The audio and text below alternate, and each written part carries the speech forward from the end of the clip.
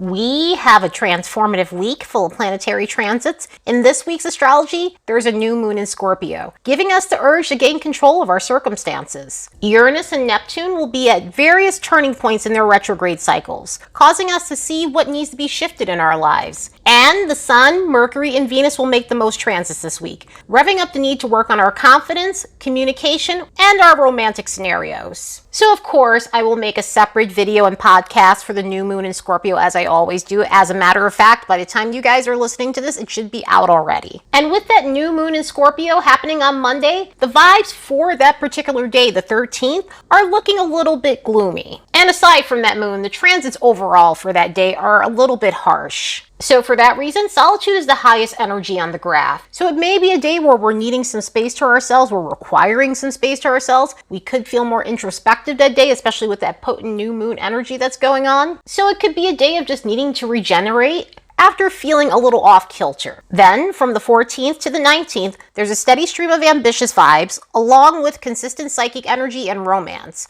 Also, romance is going to be intersecting that psychic energy and emotional sensitivity. Because, oh yeah, emotional sensitivity happens to be there as well. So, due to the variety of tenors going on throughout that portion of the week, we'll actually feel energized and ready to get things done and just ready to tackle specific tasks. Also, due to the abundance of psychic vibes, the reasons why we're getting all this psychic energy is the Sun and Mars is going to connect to Neptune in a harmonious way. It can be a weekend where we're feeling more intuitive than usual. Also experiencing very vivid dreams. Also, due to a lot of Mars activity and Venus activity, and also Mercury with Venus, there's a lot of romantic energy in the air at that point in time as well, leading to passionate exchanges and very flirty moments. So yeah, we have yet another colorful week. Let's look at these next bunch of days and see what we can expect.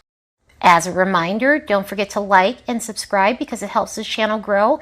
And if you'd like to support the work of this channel, you could do so by buying me a fresh cup of coffee. There's a link in the description box below.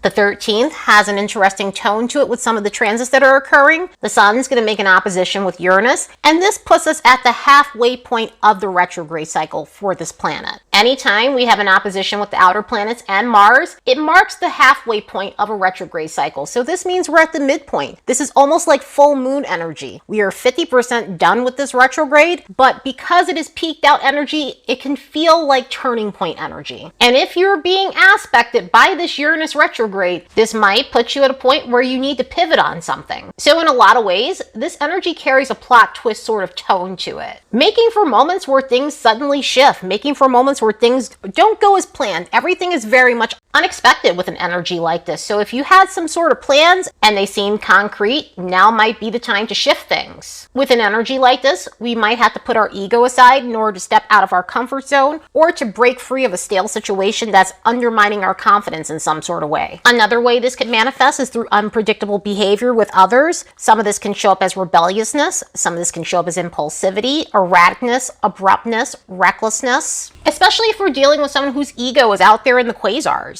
Generally, with energy like this, it's usually people who are looking for a reaction. It's usually people who are looking to create upheaval. So for this reason, it revs up situations with conduct that's very much out of the blue. Also, this might point out where we might have excitement-seeking behavioral issues that need to be worked on. In other words, it could be situations of rebelling for the sake of rebelling, shaking things up because we're bored, or just want some sort of validation for being erratic. So at this halfway point, it can really key up these situations so that way we can work through them. On top of that, the Sun is in a semi-square with Venus, while Venus is in a sesquiquadrate with Uranus. So Venus and the Sun are making unconstructive alignments with Uranus. And with the Venus stuff, we might feel the need to shake things up when it comes down to our romantic lives and our finances. And it's not advised because with an alignment like this, it may backfire in those types of scenarios. So of course, this can make for a day of unpredictability in those areas. And so you want to make sure that you're taking your time. You want to make sure you're not rushing into anything. Obviously, if something needs to be changed, it just needs to be changed. But under energy like this, it may not be the right time to act with the Venus sesquiquadrate Uranus situation if it has anything to do with your relationship and finances. Over the course of 3 days, Mercury and Venus are going to make some harmonious connections with the exception of one. Over the next 3 days, we have Mercury and Venus connecting with one another in a harmonious alignment. They'll be in a sextile with one another, while also also connecting to Mars and Jupiter in a way that may feel a little conflicting. At least we're getting some jollier energy coming up over the next couple of days after the beginning of the week had a little bit of a harsher tone to it. And even with the Jupiter-Mars stuff, there's still a fun undertone to some of these energies. With the Mercury-Venus sextile, it can promote harmonious communication. It could lead to conversations that are lighthearted. It brings in a very upbeat tone. It brings in a relieving tone. And a relieving tone in the sense where it's great for diffusing drama and any tension that might be in the air, especially if the first few days of the week have been really tense for anyone. This might be a time to take a little bit of the sting out there if there has been any tension around you.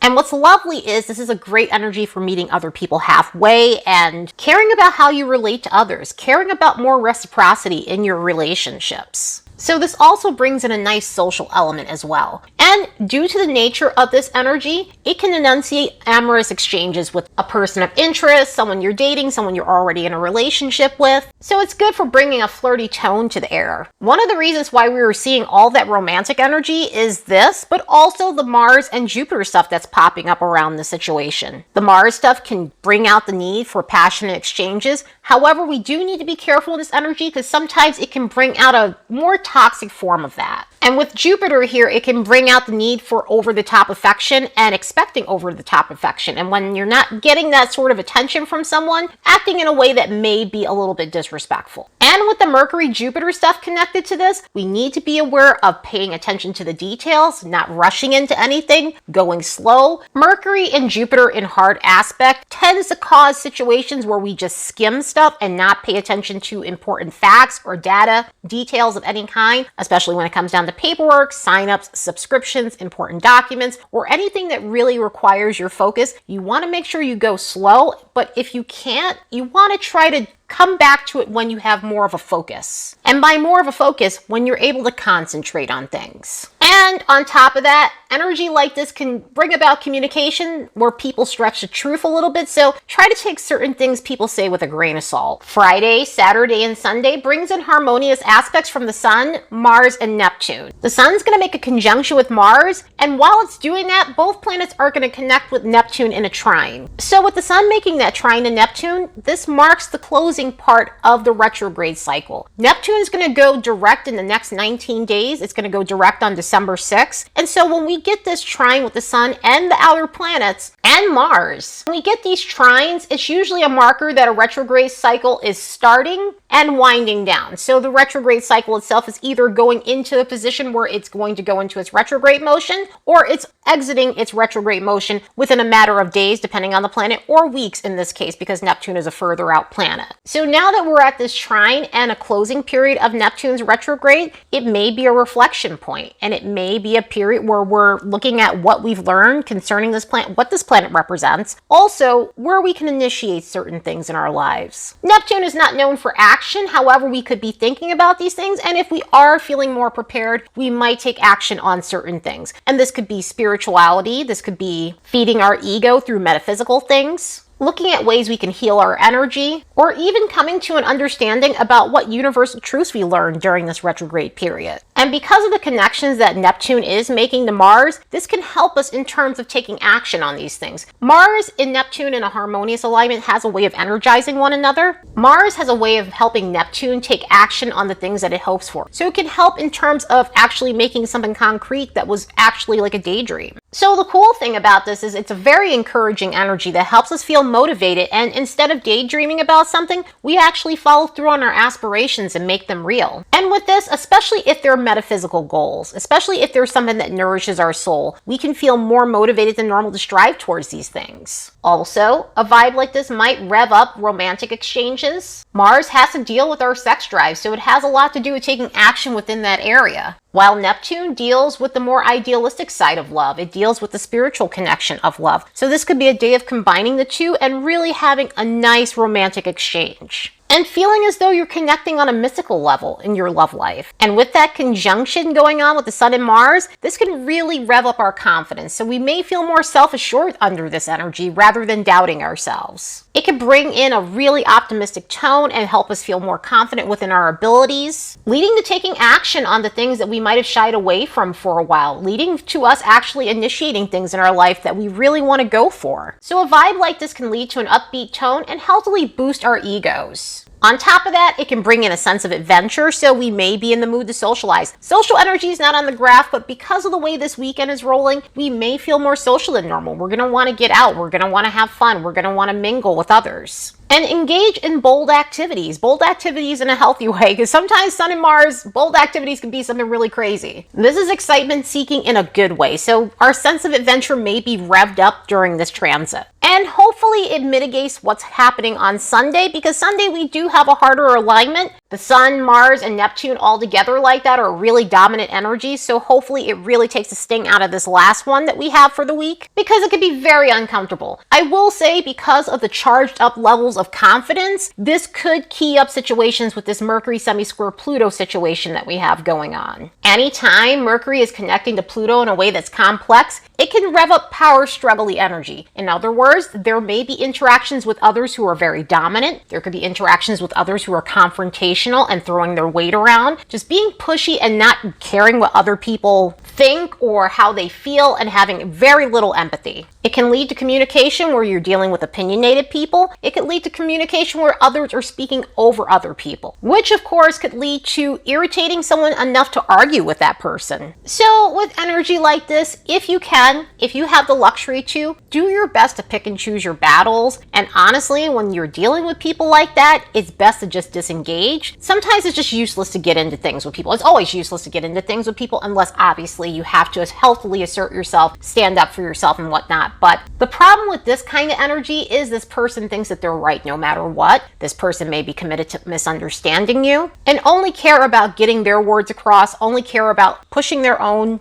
opinions about something and just overall dominating the conversation. And with people like that, there's no winning, no matter what you say to de-escalate the situation. So this is where I say pick and choose your battles with this one, because it doesn't really lead to anything productive. So yeah, interesting week for sure. November is shaping to be a very colorful month, just like October was. But at least we're seeing more harmonious alignments through this month compared to what we were seeing in October. Anyway, I hope you all have the best week ever. Later, and see you in the next episode.